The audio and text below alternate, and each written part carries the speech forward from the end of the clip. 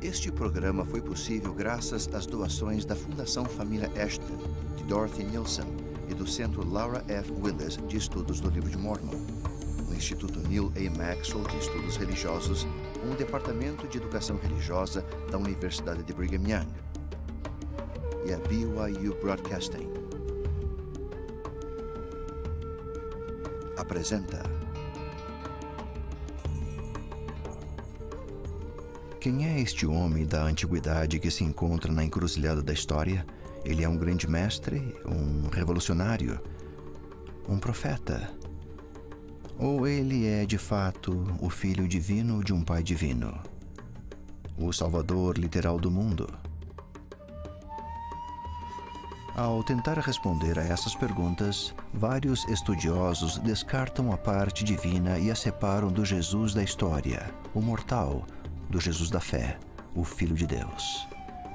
Atualmente, os estudiosos santos dos últimos dias tentam combinar a história e fé, erudição e revelação moderna, a fim de obter uma compreensão mais completa de quem foi Jesus e de quem ele é.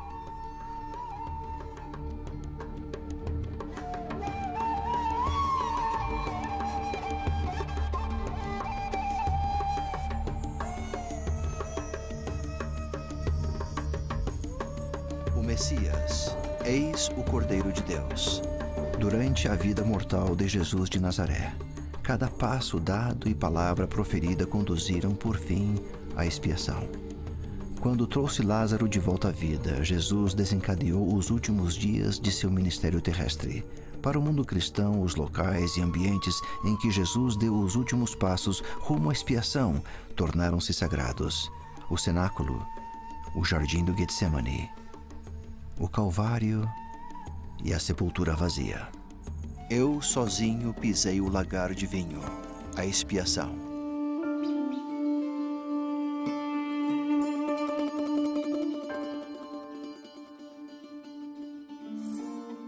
O sepulcro de Lázaro.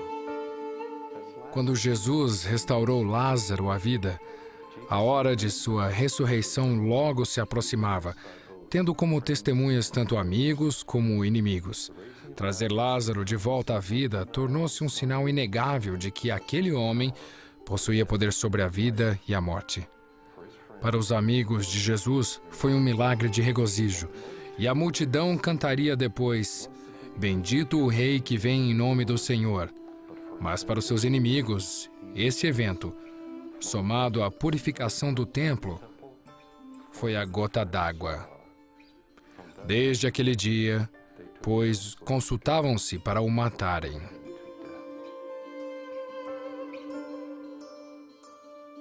De quem é a culpa?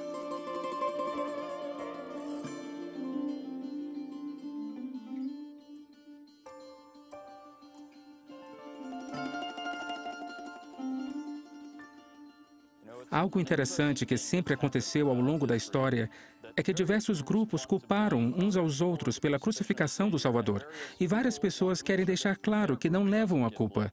E com certeza, à medida que se analisa o fato, percebe-se que há o populacho que parece ter participado, também o sinédrio ou os governantes dos judeus, e os romanos que de fato o executaram. Parece que há tantas pessoas envolvidas que é óbvio que nenhum único grupo é culpado e que não deveríamos estar procurando por um responsável.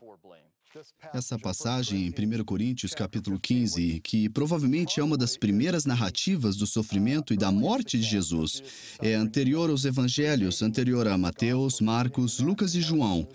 Paulo escreveu: "Porque primeiramente vos entreguei o que também recebi." Em outras palavras, não estou lhes dizendo algo de novo. Vocês já sabem disso. Estou contando-lhes uma história que já fora contada antes.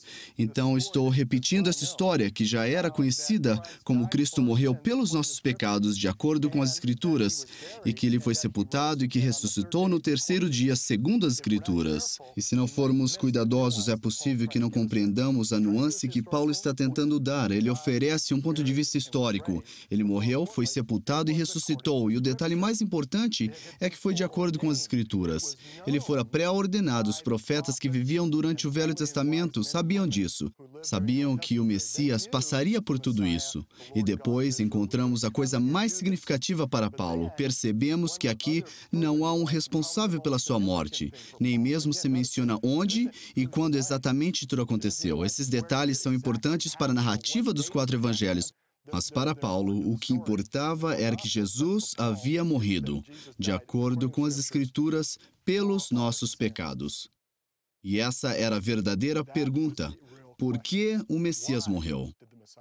Ao pensarmos sobre o Getsemane, relembramos que ele tomou sobre si os pecados do mundo e seu sofrimento teve início lá, culminando na cruz. Ao falar sobre a questão da culpa ou responsabilidade, penso em mim mesmo. É o sofrimento pelo pecado humano, os meus pecados e transgressões, e como resultado, o Novo Testamento aborda a questão da razão que Jesus teve de morrer e não de quem era o culpado por isso. Tomemos alguns minutos para nos orientarmos um pouco. Acho que a primeira coisa que eu percebo ao olhar para esta vista é que há muitas montanhas, e podemos ver algumas dessas montanhas, algumas das mais importantes, bem aqui. De fato, comecemos com o Monte das Oliveiras. Com certeza, é o monte predominante. E além do declive ao leste, ao longo de uma pequena depressão, há uma colina. Podemos imaginar Jesus vindo daquele minarete um pouco mais abaixo. E aquela é a vila chamada Betânia. Isso. Sim, Betânia é a cidade, é o lar de Maria, Marta e Lázaro. Foi aqui que Jesus passou a última semana de sua vida. Portanto, ele viajava todos os dias de Betânia a Jerusalém. E mais adiante, há a Igreja de Todas as Nações, próxima ao pé do monte, o Monte das Oliveiras. E lá fica o Jardim de Getsemane. Então passa pelo riacho de cedro bem ali no Jardim de Getsemane. Primeiro, há as paredes da área do antigo templo. Na verdade, existe um portão que trespassa a parede bem aqui, próximo ao Monte Sagrado, chamado Portão Dang. Há também o Portão de Sião. E bem ao lado do Portão de Sião, no lado externo da parede, fica a Basílica da Dormição, um edifício com domo imponente. E próximo daquela fica o cenáculo, não é mesmo? Sim, é o local tradicional onde acredita-se que Jesus se encontrou com os discípulos para a última ceia. A última ceia.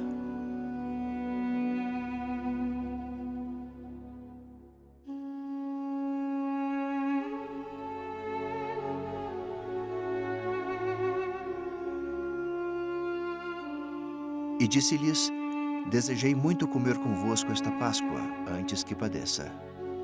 Jesus foi bem peculiar ao escolher o cenáculo para a instituição do sacramento.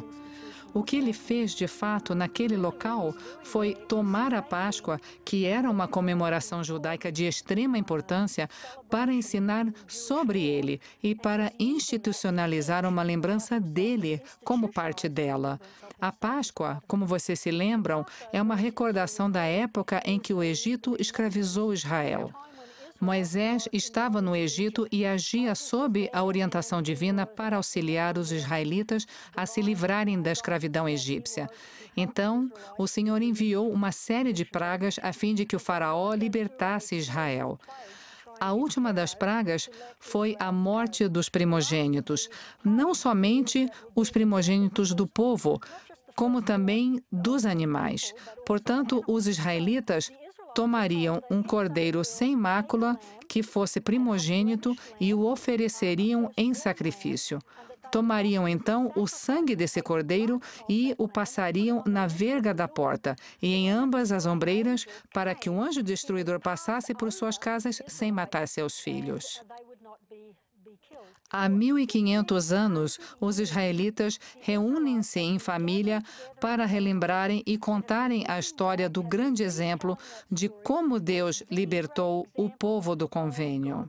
Então, quando o Salvador escolheu a Páscoa, ele fez uma declaração bem precisa aos discípulos e a todos que o escutariam, de que ele era o Cordeiro, a representação daquele Cordeiro que foi sacrificado há 1500 anos. Agora, quando João Batista apresentou Jesus a seus discípulos e, de certa maneira, os convenceu, é preciso acompanhar as suas palavras. Eis o Cordeiro de Deus. E todo judeu as teriam compreendido se tivessem levado em conta a Páscoa. Cristo é o Cordeiro Pascal, o que ele faria no dia seguinte como um ser sem pecado, o primogênito do Pai, o unigênito, único Filho de Deus concebido na carne, que se ofereceu espontaneamente como sacrifício a todos os que viessem a ele, o tornaria o Cordeiro Pascal. E assim ele lançou mão de tudo isso para efetivar a transição do que aconteceu no antigo convênio para o que seria compreendido como o novo convênio.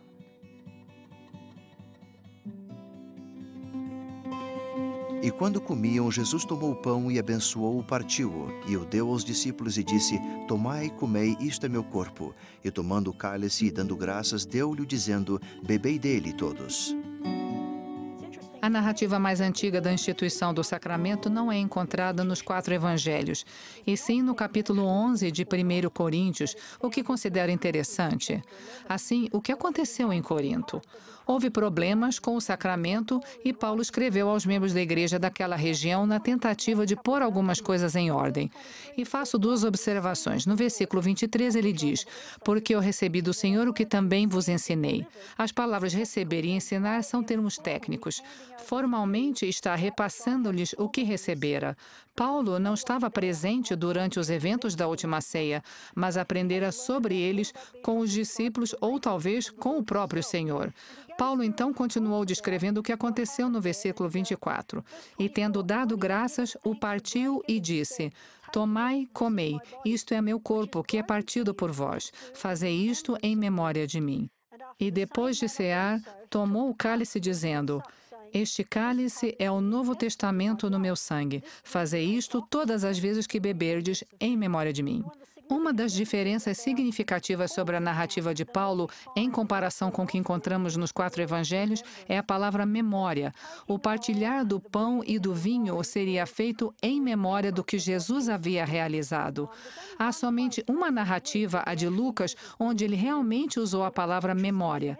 É interessante que, na narrativa de Terceiro Nefe, quando Jesus instituiu o sacramento entre o povo das Américas, deixou claro que isso seria feito em sua memória. Assim, é significativo que a primeira narrativa que temos do sacramento na Bíblia, em 1 Coríntios 11, é realmente, em muitos aspectos, mais próxima à de Terceiro Nefe do que na dos Evangelhos. Portanto, entendo que o livro de Mórmon nos auxilia a compreender e a reconhecer as coisas históricas que aconteceram nos primórdios da Igreja cristã. Mas a última ceia não foi somente uma ocasião de ensino, apesar de também o ter sido. Ela consistia de uma ordenança muito sagrada que o Salvador realizou, pelo menos para os apóstolos, o lava-pés. E lembramo-nos de que Pedro se opôs a ela, ou seja, a Jesus ter de lavar os pés. O Salvador era muito importante para Jesus ter que lavar os seus pés. Ele disse, lembre-se, Pedro, se eu não te lavar, não tens parte comigo. E Pedro então respondeu, Senhor, não só os meus pés, mas também as mãos e a cabeça. Bem, a ordenança como realizada fez com que os apóstolos recebessem o próprio Cristo e a ligação com Jesus foi selada. Eles seriam de Cristo por toda a eternidade. Que bênção extraordinária! E então foi no contexto desta bênção que o Salvador, então, deu os ensinamentos que encontramos no capítulo 17 de João. E a vida eterna é esta, que te conheçam a ti só por único Deus verdadeiro e a Jesus Cristo a quem enviaste. Dei-lhes a tua palavra e o mundo os odiou porque não são do mundo. E não rogo somente por estes, mas também por aqueles que hão de crer em mim, para que todos sejam um, como tu, ó Pai, o és em mim, e eu em ti, para que o mundo creia que tu me enviaste. A oração intercessória, mais que qualquer outra coisa, é a oração sincera de Jesus a seu Pai, para que, de certa maneira, aqueles que ficavam para trás, grandes homens e mulheres, discípulos de Jesus, tivessem conforto e segurança, proteção e auxílio, que pudessem, em sua obra e ministério, aproximar-se da unidade que o Pai possui. E a parte mais indispensável e tocante da oração é o apelo para que pudesse ser um como o Pai e o Filho eram um. Essa unidade é a essência da oração, pois Cristo sabia, sem sombra de dúvidas, das adversidades que enfrentariam. Jesus acabara de mencionar que Pedro, antes que o galo cantasse, naquela importante e trágica noite, negaria Cristo, ou o seu conhecimento de Cristo, ou a associação com Cristo, 3 vezes. Portanto, Jesus tinha conhecimento das provações e aflições a que os apóstolos seriam submetidos. E ainda assim, pediu que os discípulos recebessem o conforto, além da unidade que os capacitaria a fazer o que precisavam como seus apóstolos.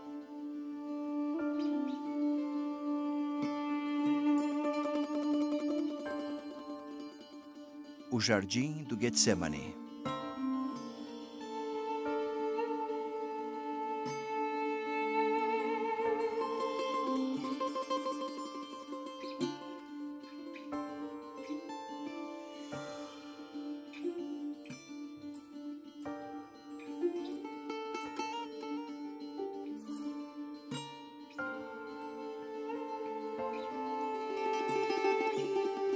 O Jardim do Getsemane. Os santos dos últimos dias veem os fatos que começaram aqui no Getsemane de maneira bem diferente da maioria da cristandade. Para muitos, o Getsemane é o lugar onde Jesus se preparou tanto espiritual como psicologicamente para sua iminente crucificação. Entretanto, para os santos dos últimos dias, o Getsemane é o ponto fundamental da expiação, onde Jesus, o Cordeiro sem mácula, sofreu pelos pecados do mundo.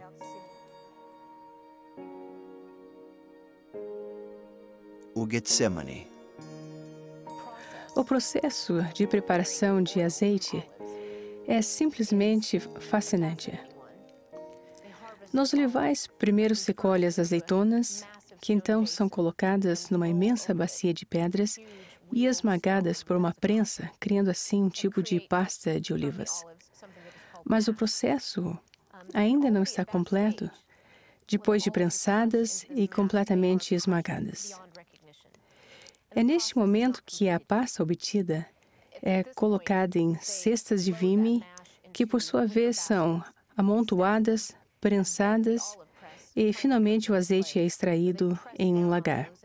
O lagar ou prensa, que em hebraico é Getsemane ou Getsemane, entra em cena prensando a pasta nas cestas de onde lentamente escoam água e azeite de azeitonas. E, de fato, o primeiro líquido que escorre é vermelho como sangue e mancha qualquer coisa. Então, a imagem do sofrimento de Cristo num local chamado Getsemane descreve, de fato, o sofrimento e sangramento do Salvador. Assim, Jesus chegou com os 11. Judas já havia se separado do grupo. Eles entraram no jardim, próximo à gruta inferior do Monte das Oliveiras. Ele deixou 8 apóstolos próximos ao portão da entrada e levou outros 3 para uma área mais distante do jardim. Eles eram Pedro, Tiago e João, que estavam com ele desde o princípio, quando começara a chamar os 12. Há 2 observações básicas a serem feitas a respeito disso. A primeira é a intensidade do sofrimento pelo qual ele passou. E Cristo disse aos 3 que sua alma estava cheia de tristeza até a morte. O peso de nossos pecados, de nossos erros, caindo com tanta intensidade sobre um homem sem pecado, fez com que ele chegasse ao ponto de não querer passar por isso. Ele os deixou naquele local, afastou-se para um ponto mais distante do jardim e orou. E essa é a segunda parte. Cada um dos evangelhos sinóticos repete as ações de Cristo no tempo imperfeito, da língua grega, que é o tempo da ação habitual. Ele costumava fazer isso, ela costumava fazer aquilo. E esse tempo também tem a ver com a ação rotineira, repetida. Então nós lemos que Jesus vai adiante, caía de joelhos e orava. Ia em frente, caía de joelhos e orava. Ia em frente, caía de joelhos e orava. Esses verbos transmitem a ideia de repetição, indicando a intensidade do sofrimento de Jesus. Ele não orou somente uma vez. Ele deve ter se reerguido e tentado se fortalecer de alguma maneira. Então, seguindo em frente e orado de novo. Essa cena é muito forte, pois, pela forma que foi escrita, me diz que Jesus sofreu de maneira profunda e incompreensível naquele momento, por mim e por você. Lucas dá-nos um detalhe bem tocante sobre o sofrimento de Cristo no Getsemane, e tal detalhe não nos é dado por nenhum dos outros evangelhos, apesar de termos sua confirmação tanto no livro de Mórmon como em Doutrina e Convênios. E isso é o que Lucas disse. Kai genomenos en agonia, ekenesteron pro elhito, kau egenetu horridros autu hose tromboi, haimatus, catabainontes epitengen, que traduzido significa, e posto em agonia, orava mais intensamente, e o seu suor tornou-se em grandes gotas de sangue que corriam até o chão. Existem duas palavras-chave em Lucas que eu gostaria de enfatizar. Uma é o termo em grego agonia, na verdade vem do grego agon, que tipicamente seria usada para referir-se a uma competição atlética. Então, alguns estudiosos tomam a descrição de Lucas, de suor caindo em grandes gotas de sangue, como sendo simplesmente esse acúmulo de ansiedade que um atleta sente antes de uma competição, que é uma interpretação interessante. Estudiosos das escrituras do Súdia acreditam que realmente foi sangue, enquanto estudiosos de outras denominações cristãs consideram essa frase de Lucas como tendo função adverbial ou adjetiva, sendo que a palavra-chave aqui é hos. Em outras palavras, ele diz se eram gotas de sangue ou como gotas de sangue. E sem nenhuma informação adicional, seria impossível saber com certeza qual dos dois tipos de uso da palavra hos foi usada por Lucas. Mas possuímos a escritura restaurada adicional, tanto no livro de Mórmon, em Mosias, em que lemos que Cristo sangrou por todos os poros, como mais especificamente em Doutrina e Convênios, em que o próprio Senhor respondeu à questão em termos explícitos e claros. Ele usou a expressão em todos os poros nas Escrituras, referindo-se à própria experiência de sofrimento na expiação. Sofrimento que fez com que eu, Deus, o mais grandioso de todos, tremesse de dor e sangrasse por todos os poros, e sofresse tanto no corpo como no espírito, e desejasse não ter de beber a amarga taça e recuar. Todavia, glória seja para o Pai. Eu bebi e terminei meus preparativos para os filhos dos homens. Se houver qualquer dúvida quanto ao significado das palavras de Lucas, Cristo esclarece dizendo que, de fato, ele sangrou por todos os poros.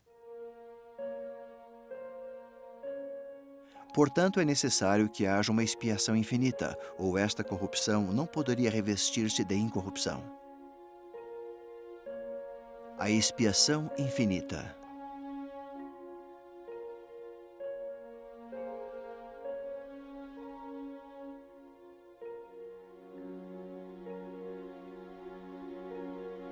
O livro de Mórmon aumenta nossa compreensão da natureza infinita da expiação.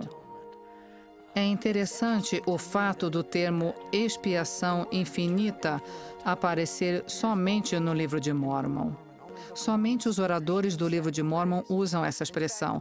Na verdade, a palavra infinita aparece na Bíblia apenas 3 vezes, e todas são usadas no Velho Testamento, e não se referem à expiação de Jesus Cristo. Assim, esse novo conceito expande a ideia da expiação, classificando-a de infinita. Através da expiação, os homens se libertaram tanto da morte como do inferno. Eles se livraram da morte do corpo e do espírito. E Jacó elucidou essa questão com clareza. Esse sacrifício é do Filho de Deus, que é infinito e eterno, e nenhum outro ser além de Deus poderia realizar uma expiação infinita. E é infinita porque é o sacrifício do Filho de Deus, ser infinito e eterno. Ninguém passa por essa vida terrena sem pecar. E por essa razão, precisamos da expiação todos os dias de nossas vidas. Assim, sou grato pelo Senhor permitir que eu renove os meus convênios cada semana através do sacramento.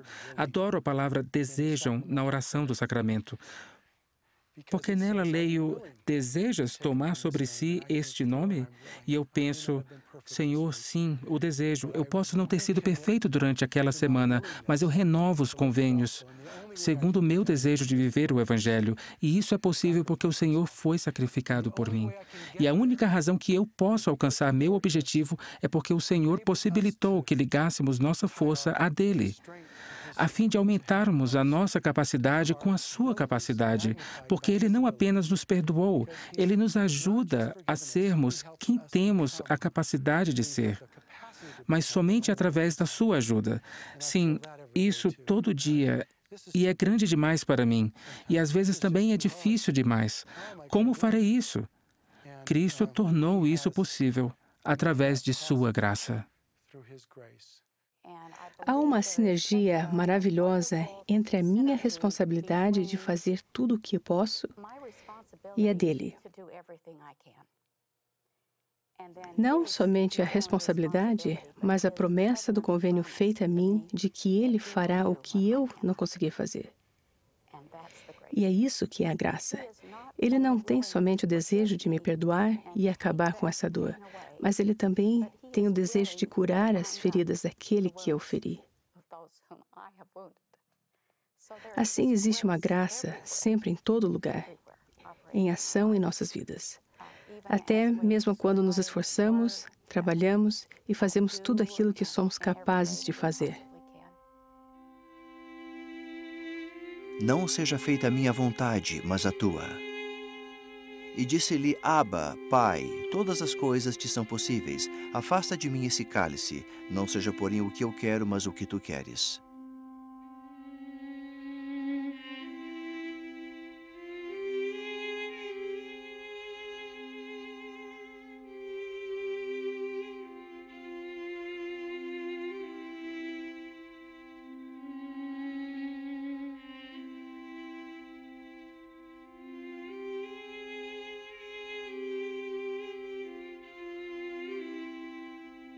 A oração que Jesus proferiu no Getsemane foi muito breve, mas é comovente e nos toca profundamente.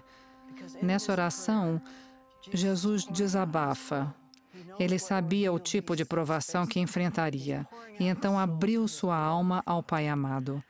E se percebe muitas coisas que podem ser aplicadas em nossas vidas, como o maravilhoso relacionamento que Jesus e o Pai possuem. Na narrativa da oração em Marcos, e o estilo é o mesmo em todas as demais narrativas dos evangelhos, Marcos acrescenta uma palavra. Ele acrescenta a palavra Abba. Jesus se dirige ao Pai como Abba, Pai. Esse é o tipo de relacionamento íntimo que ele tinha com o Pai. E às vezes alguns de nós sentimos que o Pai está tão distante de nós que temos muita dificuldade de falar com Ele, temos medo. E é adequado usar vocabulário formal, mas precisamos compreender que Ele nos ama e que podemos ter esse tipo de relacionamento afável com Ele. E Jesus, no Getsemane, pede ao Pai se Ele poderia livrá-lo daquele sofrimento. Mas então Ele usou a palavra todavia. Todavia, não se faça a minha vontade, mas a tua. Então, Jesus padeceu a dor, a tristeza, o desapontamento e o medo de fracassar, a dor da rejeição e também a saudade de casa e o desejo de se reunir às pessoas que amava, para que nós tivéssemos alegria e beleza criado das cinzas. Ele o fez literalmente, porque não queria que tivéssemos uma alegria falsa ou algum tipo de felicidade falsificada ou cosmética. Ele quer que tenhamos uma alegria verdadeira por termos o perfeito amor que Ele teve e o perfeito amor que o Pai Celestial possui. A expiação de Jesus Cristo é profundamente pessoal, pois é o poder que me transforma, altera meus desejos, minha natureza. Isso é o que a expiação de Jesus Cristo é. Ela nos redime, salva, eleva, ama, transforma-nos em novos seres.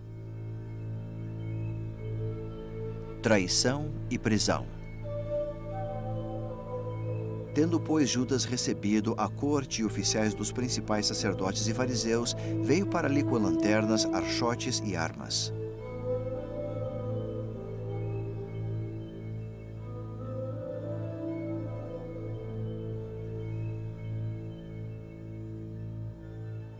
Sem dúvida, uma das histórias mais conhecidas do Novo Testamento é o encarceramento de Jesus.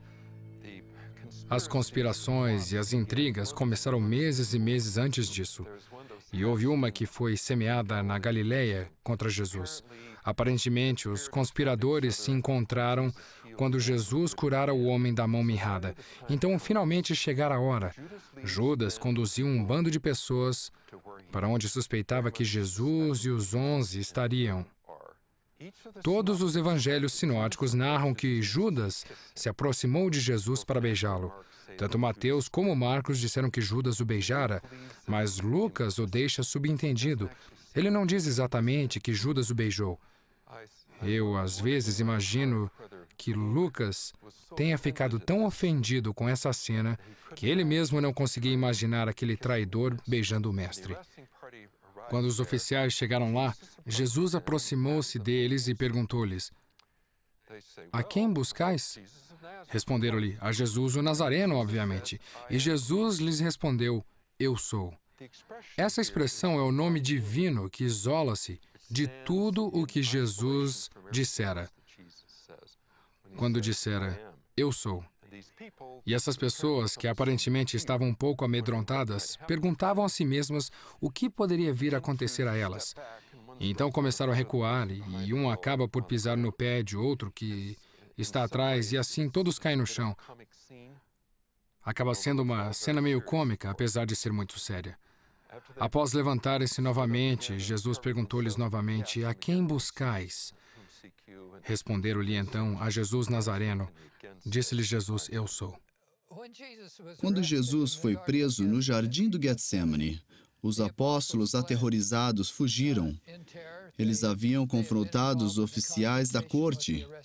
E Pedro, em particular, foi classificado como inimigo por haver atacado um dos indivíduos que tentara prender Jesus. Então, os apóstolos sentiam que eram homens perseguidos e por isso não revelavam em nenhum momento onde estariam, apesar de sempre estarem juntos em conselho, tentando se reequilibrar, descobrir o que acabara de acontecer e enfrentar a desilusão de todos os sonhos e planos. Agiram assim porque não compreenderam por completo a profecia e como ela seria cumprida quando Jesus dissera que os deixaria. Então eles o prenderam, o amarraram e partiram possivelmente para o Vale do Cedro, caminhando rumo ao portão mais distante do lado leste da cidade em que entrariam. E então subiriam os vários degraus até a residência do sumo sacerdote.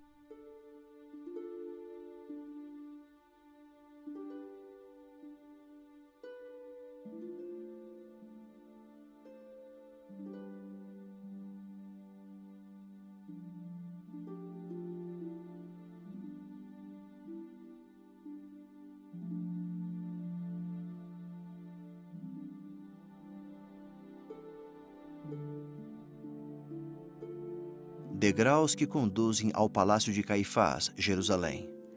Após a sua encarceração no Getsemane, Jesus, agora exausto, retornou do Vale do Cedro e teve de subir a íngreme escadaria até o palácio de Caifás, o sumo sacerdote. Ele foi seguido por Pedro e outro discípulo até o seu destino, e lá no palácio de Caifás, enquanto Pedro esperava na escuridão, Jesus, o eterno juiz, foi julgado pelos homens em uma audiência noturna, ilegal, em que o veredito foi decidido bem antes do início dos procedimentos. Mateus comenta sobre a ironia disso, pois alguns de seus juízes haviam se encontrado no mesmo palácio 2 dias antes e deliberado que deveriam prendê-lo e usar de astúcia através de falso testemunho para matá-lo. Julgamento e condenação. Apesar das narrativas do Evangelho pintarem um quadro dramático dos eventos daquela noite horrível quando Jesus foi levado até as autoridades hebraicas e depois aos governantes romanos, é necessário lembrarmos-nos que isso não nos dá o tipo de detalhe jurídico que realmente precisaríamos para compreender exatamente o que aconteceu sob o ponto de vista técnico. Elas tentaram fazer uma descrição da maneira horrível e ilegal que o Salvador do mundo havia sido julgado, insultado, além da maneira que todos os envolvidos, tanto os líderes judeus como os romanos, estavam comprometidos nessa errônea condenação. Na verdade, possuímos muita pouca evidência sobre como os tribunais hebraicos eram realizados no templo do segundo período. O que temos, na verdade, é uma grande quantidade de informações, decisões judiciais, opiniões, lembranças de como as coisas eram feitas a partir de uma fonte anterior chamada Mishnah. Essa fonte poderá dar um relato real da prática legal da época de Jesus.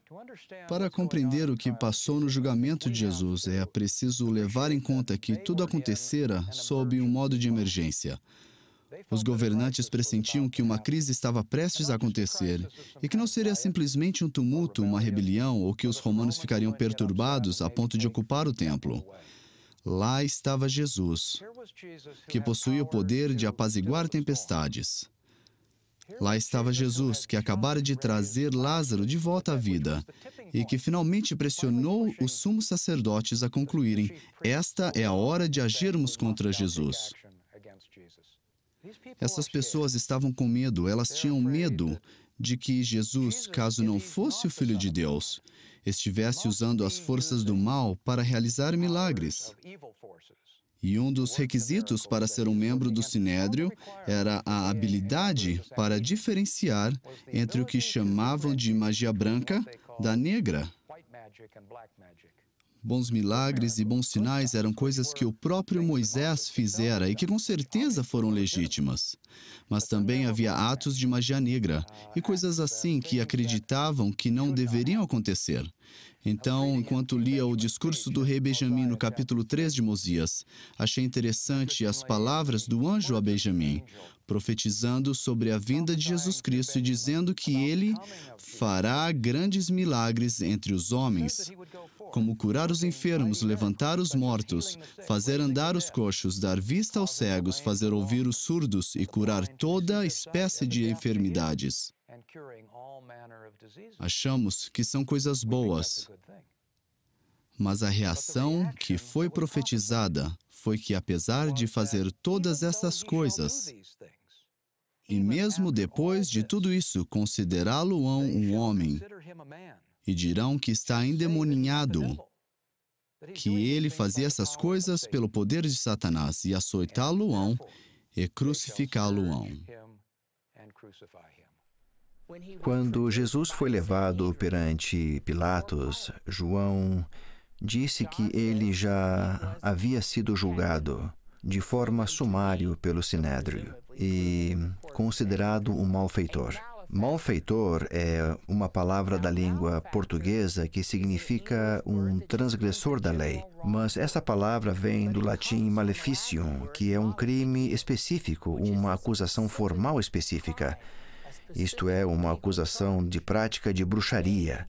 E se consultarmos o texto do Evangelho de João, a palavra que encontramos é kakapoios. Kakapoios é a palavra grega que corresponde a malefícios, que traduzida é malfeitor, mas significa de fato alguém que praticava bruxaria.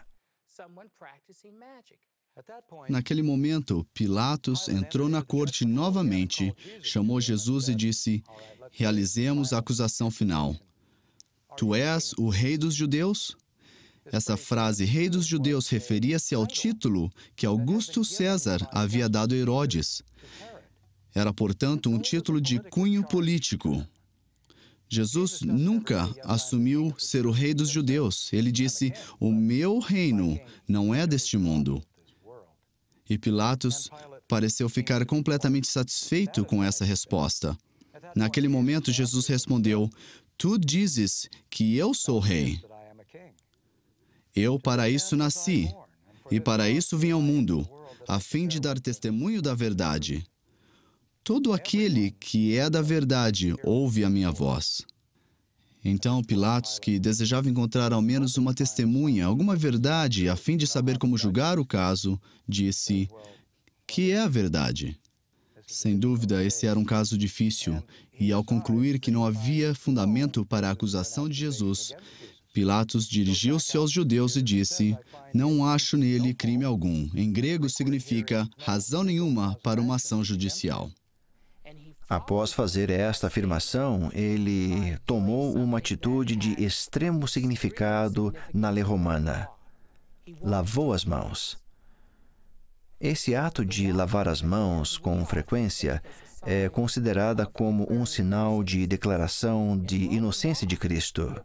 De acordo com a lei romana, esse era um procedimento simples através do qual o juiz comunicava que a questão apresentada diante dele não era de sua jurisdição. Eram sumos sacerdotes, um grupo pequeno de saduceus poderosos, que foram os responsáveis por darem andamento a esse processo. Os responsáveis não foram o povo judaico. Na verdade, a maioria do povo em Jerusalém recebera Jesus e aceitaram-no. Poucos dias antes, no Domingo de Ramos, o povo judeu o recebera como o seu Messias, gritando, Hosana, salva-nos agora. Então, não foram os judeus que mataram Jesus. Foram somente alguns poucos que levaram a efeito sua morte, e por ignorância, de acordo com Pedro. Caifás, enquanto interrogava Jesus, perguntou-lhe diretamente, és tu Cristo, o Filho do Deus bendito? E Jesus disse-lhe, tu dizes. Talvez uma das razões pelas quais as autoridades hebraicas estavam ansiosas para verem os romanos executarem Jesus foi para provar que Jesus não era quem ele dizia ser, o Filho de Deus. Em Deuteronômio, lemos o pendurado é maldito de Deus. O apedrejamento de Jesus não demonstraria que ele era maldito, mas se ele fosse crucificado, pendurado numa cruz, eles poderiam atestar a todos que, de fato, ele fora rejeitado por Deus. A crucificação.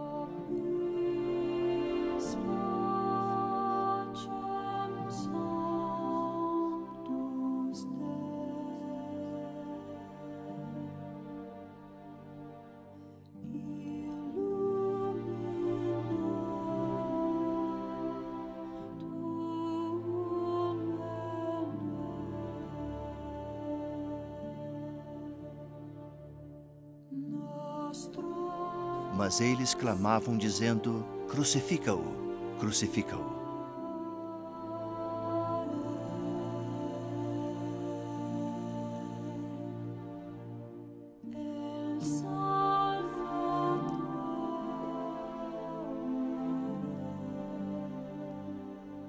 A crucificação é um conceito antigo da história. Ela era usada por muitas civilizações do mundo antigo. Sabemos que os assírios, sob o reinado de Salmanassar III, realizavam a crucificação. Naquela época, costumava-se empalar as pessoas vivas, o que também era uma forma de crucificação. Sabemos que os judeus, a partir de certa época, passaram a usá-la contra outros judeus, mas foram provavelmente os romanos que aperfeiçoaram esse método, transformando-o na arte de execução. A crucificação foi escolhida porque era a maneira lenta, dolorosa e terrível de se morrer. Os romanos facilmente podiam executar criminosos de maneiras bem mais baratas, decapitando-os ou usando outros métodos assim, mas escolhia-se a crucificação em particular para executar aqueles que eram considerados traidores e ladrões, dentre outros. Essa forma de execução, portanto, era bastante comum. Além das pessoas serem deixadas em áreas públicas até que morressem, também tinham de carregar as próprias cruzes. Poderia ser a cruz inteira ou somente a trave mestra. E antes de serem crucificados, os romanos açoitavam os condenados com chicotes com pequenos pedaços de ossos nas extremidades. E isso era feito para que se abrissem feridas na pele em toda a área das costas e nas laterais do corpo, de tal forma que, mesmo pendurados na cruz, sentissem também essa dor extrema, além da dor associada à crucificação. Atualmente, temos o conhecimento da crucificação a partir de várias fontes literárias, mas a realidade é que não foi até o ano de 1968 que, ao norte de Jerusalém, se encontrou evidência de um indivíduo que foi crucificado e que tinha um prego ainda no osso. E a posição do prego indicava que havia uma trave mestra vertical e provavelmente cada pé foi colocado em um lado da trave e o prego foi fixado através do osso maior que temos nos pés, a fim de dar-lhes apoio. No entanto, algo aconteceu fazendo com que o prego dobrasse de tal maneira que, quando a pessoa foi retirada da cruz, não foi possível retirá-lo dos pés. Então, o prego ainda estava no osso e é assim que sabemos que realmente eram crucificados. Todos os detalhes da crucificação estavam na mente dos escritores do Novo Testamento quando falaram sobre a crucificação de Cristo. Mas o simbolismo é realmente importante quando lemos 3º Nefe 27:14. Encontramos o simbolismo da crucificação. E meu Pai enviou-me para que eu fosse levantado na cruz. E depois que eu fosse levantado na cruz, pudesse atrair a mim todos os homens, a fim de que, assim como fui levantado pelos homens, assim sejam os homens levantados pelo Pai, para comparecerem perante mim. O simbolismo de ser levantado na cruz representa que seremos levantados para a vida eterna. E nem sempre nos concentramos nesse aspecto do simbolismo. Tendemos a nos concentrar mais nos detalhes deploráveis e na natureza desprezível da cruz. Quero dizer algo mais sobre esse tema. Sabemos a partir da leitura de uma passagem de Joséfo que é possível sobreviver à crucificação. Joséfo narrou que presenciara a crucificação de 3 amigos. Então, ele se aproximou do general romano e perguntou-lhe: "Posso retirá-los da cruz?" E ele respondeu: "Com certeza pode." E apesar do melhor dos cuidados contra Joséfo, 2 vieram a falecer, mas um sobreviveu. A morte pela crucificação não era iminente, e eu acho que esse é um elemento chave do que se passou lá, pois ninguém matara verdadeiramente a Cristo. Como Abinadi explica em Mosias 15, Cristo não podia ser assassinado. Ele era parte do Pai, mas ele também podia morrer. Portanto, ele não foi executado, mas voluntariamente escolheu morrer. Mas a execução, ou a sua morte por escolha, precisava acontecer de tal maneira que as pessoas que não eram crentes ao testemunhá-la disseram: "Ah, ele foi executado, está morto, tudo acabou agora." Mas os crentes que observaram a sua vontade disseram o mesmo que o centurião romano: "Este é o Filho de Deus." Ele morreu pela própria vontade, ofereceu-se na cruz. Ele não foi assassinado na cruz. Para mim, nesse momento fechou-se o círculo iniciado por Adão, porque Adão usou de seu livre-arbítrio, optando pela morte espiritual com a finalidade de criar a mortalidade. Jesus também lançou mão do livre-arbítrio para escolher a morte a fim de criar a vida espiritual. Assim, apesar da crucificação ter sido horrível, acabou transformando-se num belíssimo símbolo da maneira que Cristo ofereceu-se livremente a nós.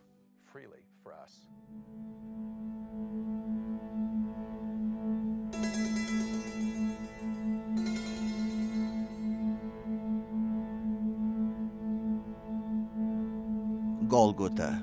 Além dos muros de Jerusalém, ficava o local de execução chamado Gólgota. Localizava-se deliberadamente próximo a uma via movimentada, exatamente como é hoje, para oferecer um repugnante lembrete a qualquer pessoa que por lá passasse do que poderia lhe acontecer caso ousasse opor-se à autoridade romana. Na manhã daquela sexta-feira, há 2000 anos atrás, Jesus foi pregado à cruz entre dois ladrões comuns que também sofreram as penas da crucificação. Como a maioria dos apóstolos se escondeu, praticamente só as mulheres testemunharam o que acontecera a Jesus nas horas finais de sua mortalidade. E o que elas ouviram e escutaram, até mesmo o mais excruciante detalhe, foi um cumprimento profético.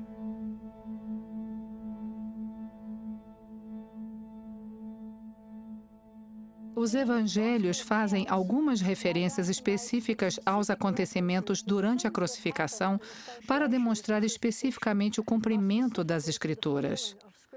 Mateus narrou que as vestes de Jesus foram repartidas e sobre a túnica lançaram sortes. Isso era algo que esperávamos de Mateus, porque em seu evangelho, toda vez que Jesus tinha algo significativo a dizer, líamos, para que se cumprisse a Escritura, ou para que se cumprisse o que foi dito pelo profeta. E compreendemos isso porque seu leitor é judeu, e essas frases ajudavam-lhe a ver a ligação entre o Cristo do Novo Testamento e o Messias do Velho Testamento.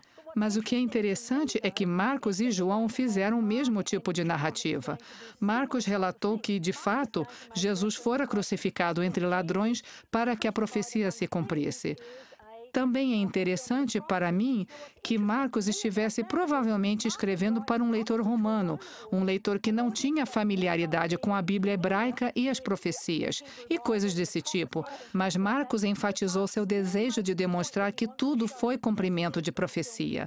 Da mesma maneira, João também o fez quando escreveu sobre Jesus, que ele estava na cruz e disse: "Tenho sede." E, novamente, João fez menção específica que isso acontecera para o cumprimento da profecia. O leitor de João pode ou não estar consciente das profecias messiânicas, mas temos essas situações que eles queriam deixar muito claro que aquilo não era novo, muito menos inesperado, era o cumprimento da profecia. E agora que essa extraordinária obra fora realizada, ele confiou todo o seu ministério nas mãos do Pai. E a última expressão que Jesus Cristo disse na cruz foi: "Está consumado." E na tradução do capítulo 27 de Mateus por Joseph Smith, encontramos uma nota de rodapé com as seguintes palavras: "Pai, está consumado, faça-se a tua vontade." E então ele rendeu o Espírito. E então o que se fez foi ligar a história do princípio ao fim. E foi nesse instante que o sentido real do seu estado messiânico foi iniciado, quando ele se levantou e disse ao Pai no conselho pré-terreno: "Eu irei e farei a tua vontade. E agora completei minha tarefa, cumpri tua vontade." Assim criou-se uma ligação, criou-se um vínculo que completou o plano de salvação completamente, o sistema integral de quem enviarei, e agora completei a obra. O sepultamento.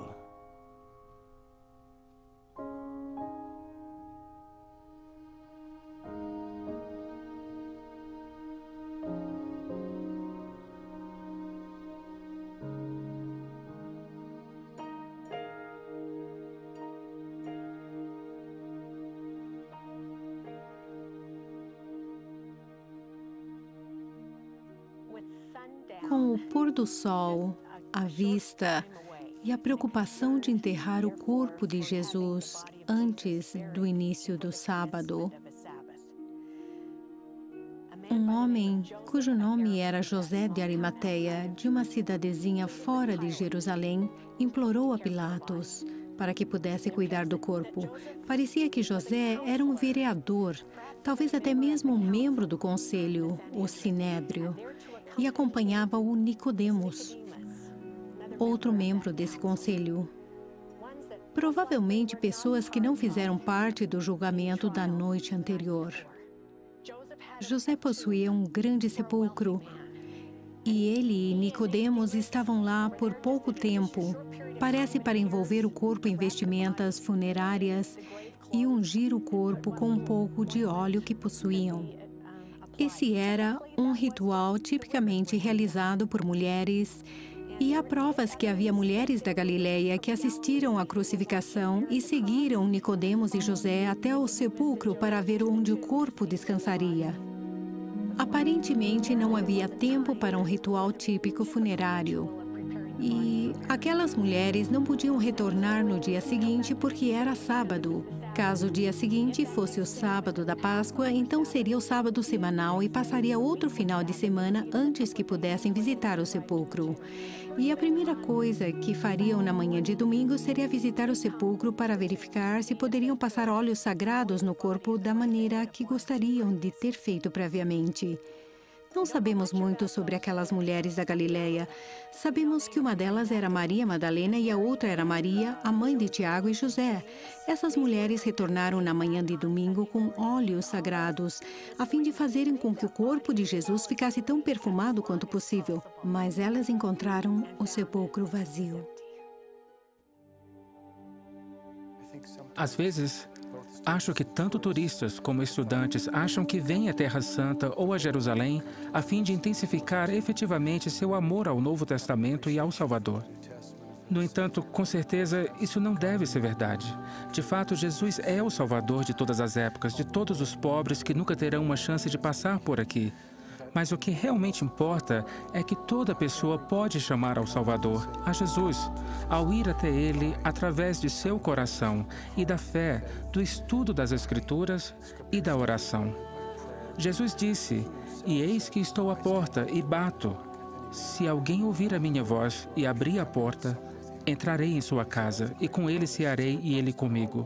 Assim, essa é uma extraordinária promessa a todos os que creem que não é preciso estar presente na última ceia e nos eventos do seu ministério, ou vir até aqui na Cidade Santa. O que realmente pode se fazer é trazê-lo para dentro do seu coração, para dentro da sua vida.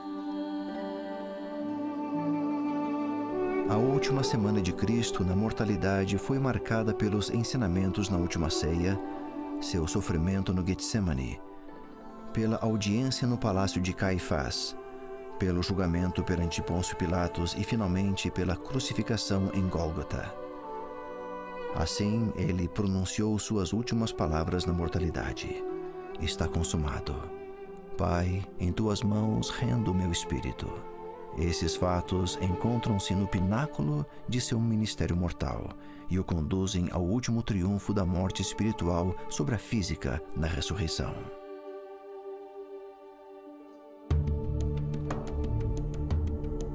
O Messias, eis o Cordeiro de Deus.